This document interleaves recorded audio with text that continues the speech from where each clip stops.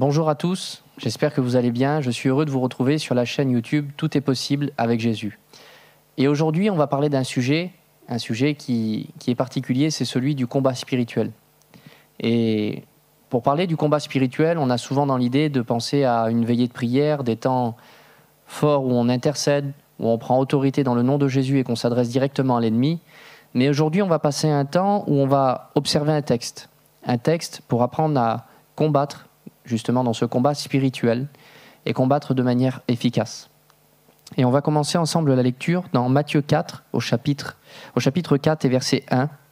Il est écrit « Alors Jésus fut amené par l'Esprit dans le désert pour être tenté par le diable. » Lorsqu'on regarde la vie de Jésus, il y a des moments où on se pose cette question, est-ce que Jésus a accompli certaines choses pour moi ou il y a des choses que je dois prendre pour exemple et aussi vivre?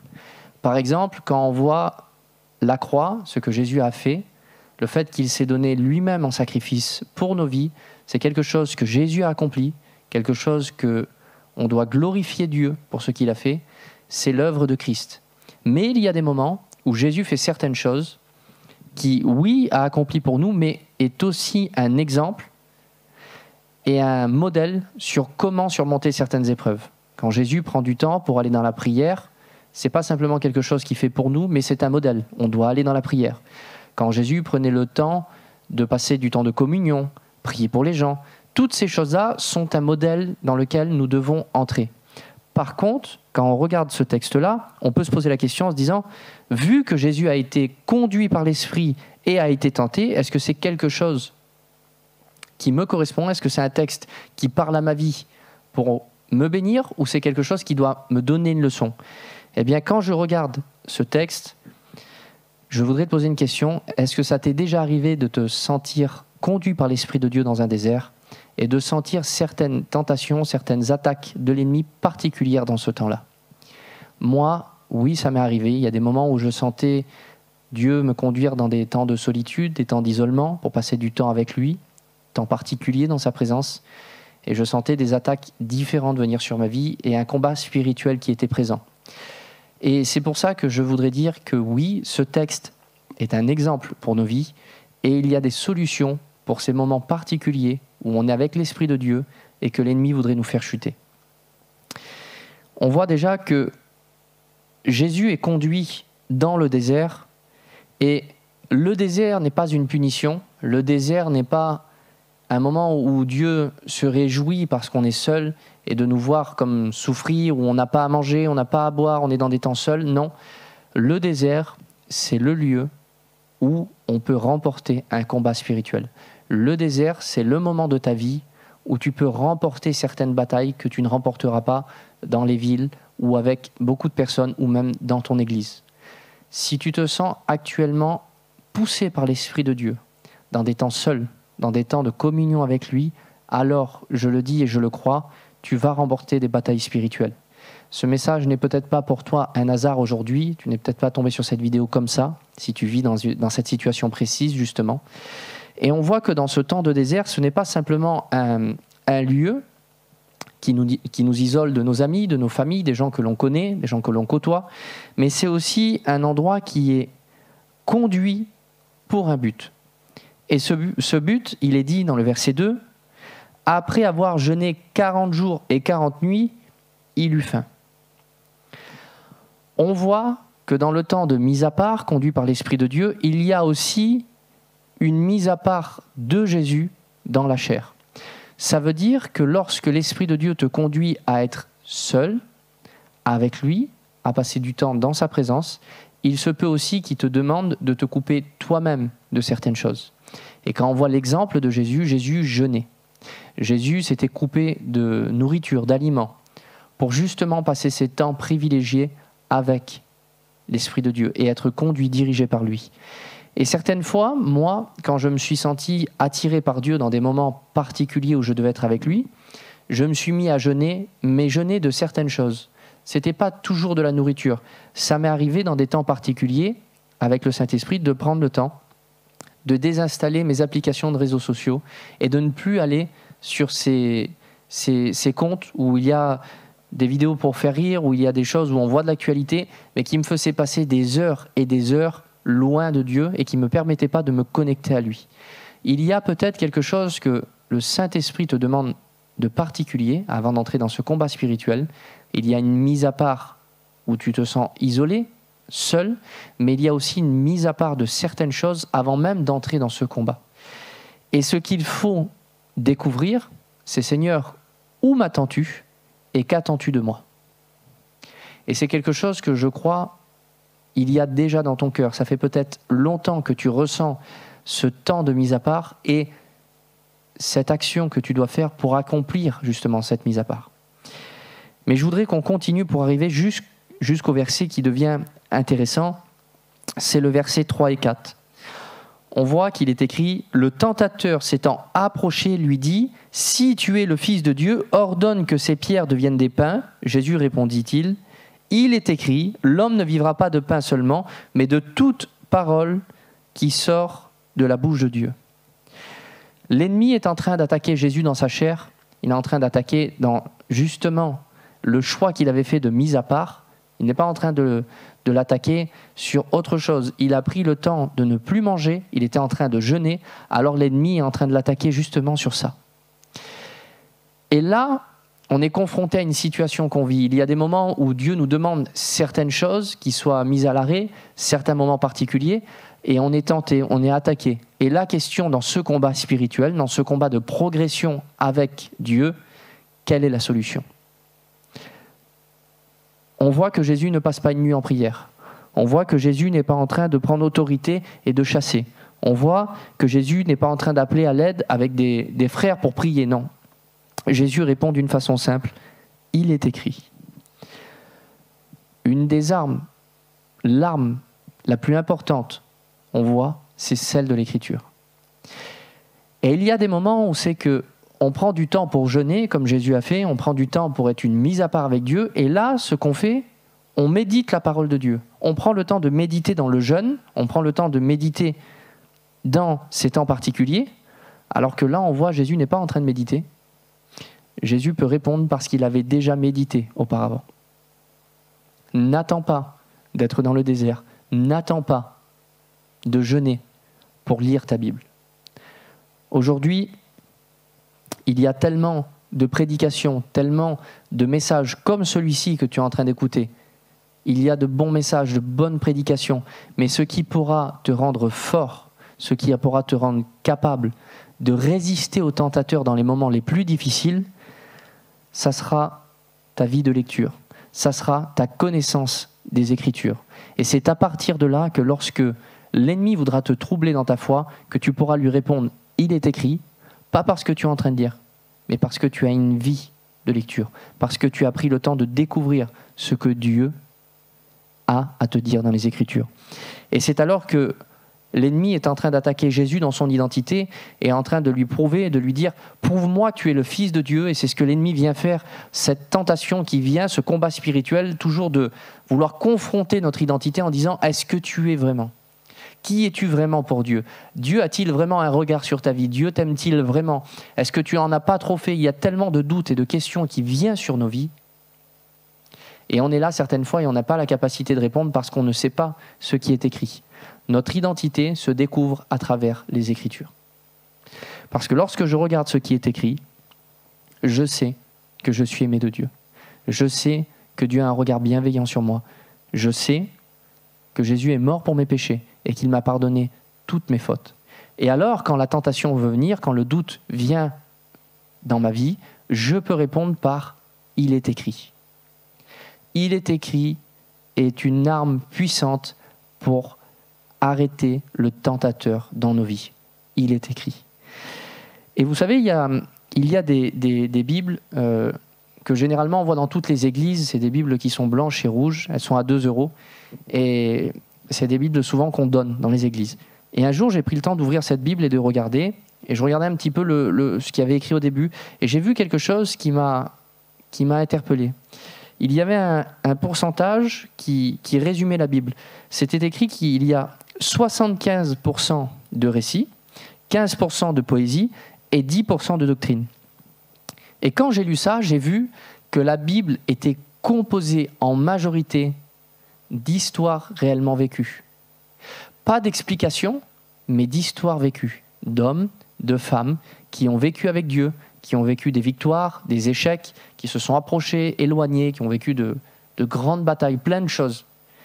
Et quand je vois ça, je vois que toutes les situations que je vais vivre, ou que j'ai déjà vécues, il y a des hommes, il y a des femmes qui ont vécu des choses qui sont similaires et qui me permettent de comprendre comment je dois vivre, qui me permet de comprendre que oui, il est écrit. Oui, je peux résister à l'ennemi parce que telle personne l'a vécu et je comprends que l'attitude de Dieu envers tel homme, elle est comme ça.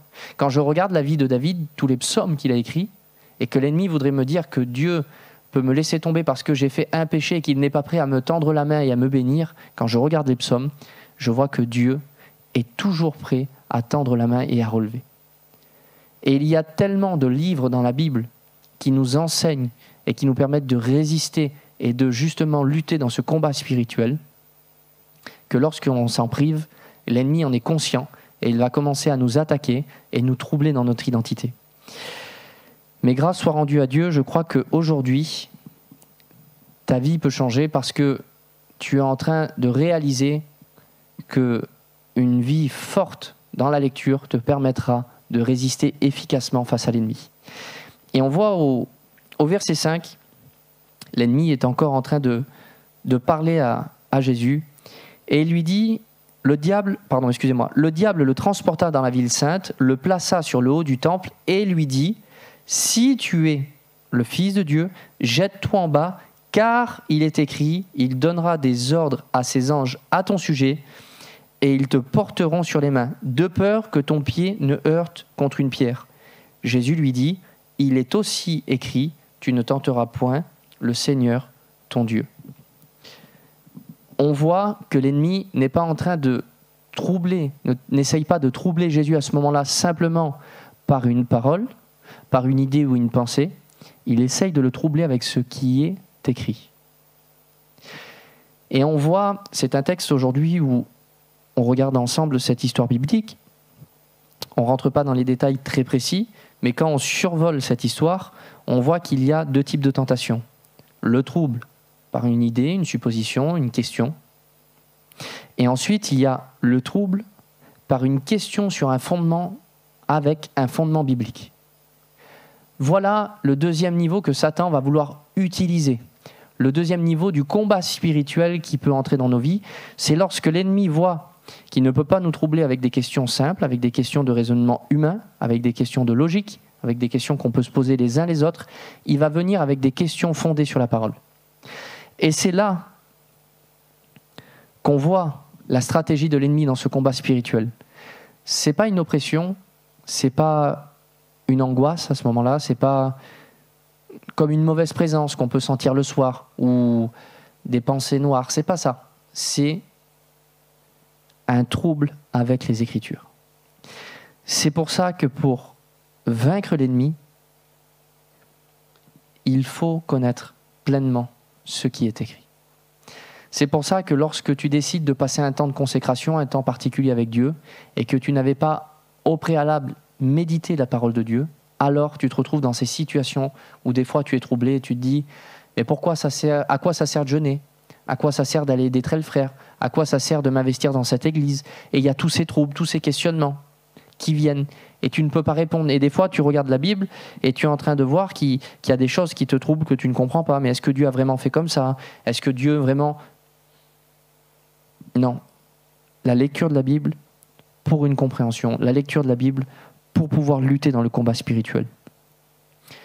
Il était en train de vouloir, et c'est une des stratégies de l'ennemi, l'ennemi veut se servir de nous pour faire son travail. Satan a pour objectif de faire chuter les hommes et de combattre Dieu. Et à ce moment-là, Satan, par un texte détourné pour amener Jésus à faire quelque chose, il veut que Jésus le remplace et il veut être la personne qui dit à Dieu « alors fais comme ça ». Il est comme en train de vouloir tenter Dieu. Et c'est ce que Satan veut faire avec Jésus. Et certaines fois, c'est ce que Satan veut faire dans nos vies. Il veut nous conduire à être celui qui le remplace. Certaines fois, on devient quelqu'un, on ne sait pas pourquoi, où on est toujours en train d'accuser nos frères, on est toujours en train d'accuser les gens qui sont autour de nous. Satan veut se servir des uns et des autres pour le remplacer dans l'accusation. C'est pour ça que lorsque l'on voit une attitude de quelqu'un qui nous déplaît et qu'on a envie, dans la chair, de dire « il faut arrêter, ça ne va pas ce qu'il fait, il a une vie qui est compliquée, on va accuser le frère, on va accuser le frère, on va accuser le frère », mais qu'on ne prend pas le temps de découvrir ce qui est écrit, on peut devenir un accusateur comme Satan l'est. On peut prendre le rôle de l'ennemi des fois même dans nos églises parce qu'on n'a pas la pleine conscience de ce qui est écrit. Parce que quand je regarde la Bible, oui, Dieu ne veut pas que les hommes pêchent. Oui, Dieu ne veut pas qu'il y ait des hommes qui aient de mauvaises attitudes dans les églises. Mais Dieu veut qu'on soit des personnes qui relèvent, pas des personnes qui soient simplement dans l'accusation, comme on voit des moments les pharisiens où ils demandent la lapidation, ils demandent aux gens de mourir. Dès que quelqu'un pêche, il faut le condamner, il faut le mettre sur la place publique. Et là, c'est des hommes qui, involontairement, étaient en train de travailler pour l'ennemi à travers l'accusation, à travers la demande de la mort des gens. Alors que Jésus était contraire à ça. Quand il voyait quelqu'un qui péchait, il le relevait, il l'aidait, il lui pardonnait ses péchés. Et il lui disait après, va et ne pêche plus. Et l'ennemi voudrait détourner tout ça. Mais comme je l'ai dit avant, il y a une bonne nouvelle pour ta vie, c'est que si tu es en train de réaliser ce message et que tu te reconnais dans certaines de ces attitudes, tu es en train de changer et même tu es en train d'accepter que tu as besoin d'une vie de lecture, que tu as besoin de lire plus la Bible, que tu as besoin d'entrer plus dans les profondeurs des Écritures pour découvrir qui est Dieu et combattre efficacement. On continue ensemble aussi cette lecture au verset 8. Le diable le transporta encore sur une montagne très élevée, lui montra tous les royaumes du monde et leur gloire, et lui dit, « Je te donnerai toutes ces choses si tu te prosternes et m'adores. » Jésus lui dit, « Retire-toi, Satan, car il est écrit, tu adoreras le Seigneur, ton Dieu, et tu le serviras lui seul. » Quand on regarde cette dernière tentation dans ces temps de consécration de Jésus, ce temps de mise à part, il y a quelque chose qui est terrible, c'est que Jésus est venu sur terre pour détruire les œuvres du diable. Ça veut dire que sa mission, c'est de récupérer ce que Satan a voulu voler, c'est-à-dire cette humanité. Satan veut mettre sa main sur tous les hommes. Il veut que les hommes lui obéissent, que les hommes soient loin de Dieu. Et Jésus est venu récupérer tout ça, toutes ces personnes, les amener à Dieu. Et quand Jésus est là, Satan est en train de lui proposer une alternative en lui disant « Si tu m'adores, alors tout ça je te le donne. » Ça veut dire malheureusement que certaines fois l'ennemi voudra venir dans nos vies et nous amener une volonté qui peut ressembler à la volonté de Dieu, mais qui est dirigée par lui. Lorsque l'on décide de ne pas obéir à Dieu ou de ne pas apporter notre adoration de manière claire, il se peut que l'ennemi se cache derrière une situation, derrière ce qui peut même sembler pour notre appel. Dieu nous appelle à quelque chose de précis. Dieu nous a tracé un chemin d'obéissance devant nos vies. Et Satan, lui, voudra tracer comme un chemin qui lui ressemble, mais qui ne viendra pas de Dieu. C'est pourquoi il est important de connaître ce qui est écrit et de connaître le moyen aussi d'opérer ce que Dieu te demande. Et Jésus était pleinement conscient de ce qu'il était venu accomplir sur terre. Jésus était pleinement conscient que Dieu ne pouvait pas demander à Jésus quelque chose et en même temps lui dire « le chemin de ton obéissance, ça sera d'adorer Satan ». Non. Il y avait quelque chose qui n'était pas clair, il y avait quelque chose qui n'était pas bon, il y avait quelque chose qui était en train d'être présenté, qui voulait détourner la volonté de Dieu. Et comme Jésus connaissait, comme Jésus a une pleine connaissance des Écritures, de son appel, une pleine connaissance de Dieu, alors il discerne et il rappelle les Écritures à l'ennemi et lui demande de partir. Certaines fois, ça peut être plus subtil que ça. L'ennemi ne te dira pas de l'adorer lui-même. L'ennemi ne te dira pas « adore un démon, adore un dieu étranger, adore quelque... » Non, mais il peut te demander d'adorer un système qui vient de lui. Il peut te demander de porter ton adoration envers un système qui vient du monde et de cette façon-là, il peut te détourner de ce qui est écrit, il peut te détourner de la volonté de Dieu pour ta vie. Mais dans le nom de Jésus, je crois que ça ne t'arrivera pas parce qu'aujourd'hui, tu entends cette parole qui te dit « Approche-toi de Jésus, découvre ton identité à travers les Écritures et tu pourras discerner tous les plans de l'ennemi sur ta vie et ne pas tomber dedans. » Ce n'est pas un message qui est là pour faire peur, ce n'est pas un message qui est là pour créer de l'inquiétude, c'est un message qui est là pour libérer. On met à la lumière tout ce que l'ennemi, tous les stratagèmes de l'ennemi sur nos vies.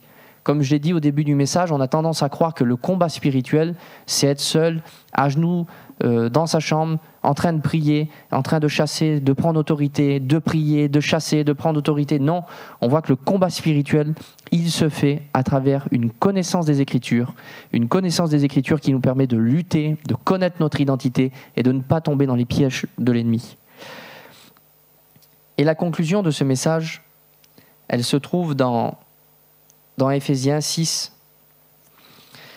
Le verset 10 et 11 dira « Fortifiez-vous dans le Seigneur, dans sa force toute puissante, revêtez toutes les armes de Dieu afin de pouvoir tenir ferme contre les ruses du diable. » Mais, au verset 17, il est écrit « Recevez aussi le casque du salut et l'épée de l'Esprit Saint, c'est-à-dire la parole de Dieu. » Quand on voit toutes les armes qui sont citées, il est écrit l'épée de l'Esprit Saint, c'est-à-dire la parole de Dieu. L'Esprit de Dieu, s'il nous conduit au désert et qu'il y a des tentations qui viennent face à nous, mais qu'avant, il nous a permis de découvrir ce qui est écrit, ça veut dire qu'on a son épée, l'épée de l'Esprit entre les mains, et que cette épée-là, on va pouvoir la manier par le Saint-Esprit.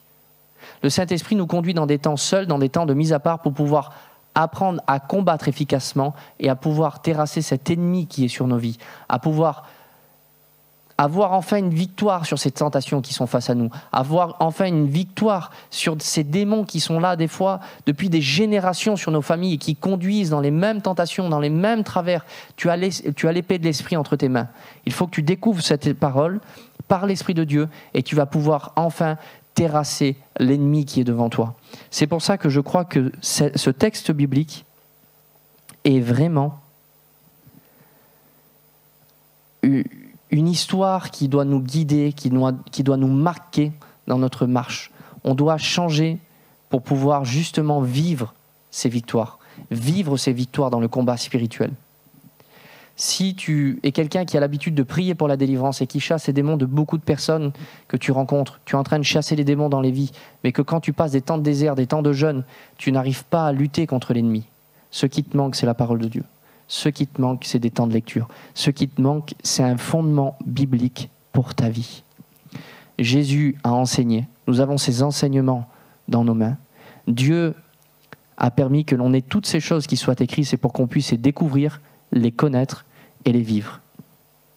Alors j'aimerais prier avec toi pendant un instant, simplement pour que tu puisses entrer dans cette nouvelle vie de lecture. Seigneur, je te prie pour mes frères et sœurs qui écoutent ce message, Seigneur. Je te demande, s'il te plaît, Seigneur, d'attirer leur cœur, pas simplement au désert, d'attirer pas seulement leur cœur à des temps de jeûne, des temps de mise à part, mais attirer leur cœur, Seigneur, à ta parole, Seigneur. Seigneur, mets un feu dans leur cœur, un feu pour lire ce qui est écrit, un feu pour découvrir la puissance, Seigneur, des Écritures, la puissance de la parole de Dieu, Seigneur. Tu es venu dans nos vies, tu as dit des paroles qui nous ont transformés, mais nous voulons aussi découvrir la parole qui est écrite, Seigneur. Nous avons cette épée de l'Esprit dans nos mains, mais nous voulons la manier de manière pure, parce que c'est une épée qui est de la parole. C'est une épée qui est la parole de Dieu, Seigneur. Et ce que je veux, c'est connaître ta parole pour pouvoir manier cette épée et pouvoir enfin terrasser tout ennemi qui est sur ma vie, tout ennemi qui est sur ma famille. Je te dis merci, Père, parce que je crois dans les victoires que nous allons vivre, dans le nom de Jésus. Amen. Restez bénis et n'oubliez pas aujourd'hui de passer du temps à lire la Bible, et je crois que vous allez vivre des victoires là où il y avait des défaites dans le passé. Que Dieu vous bénisse.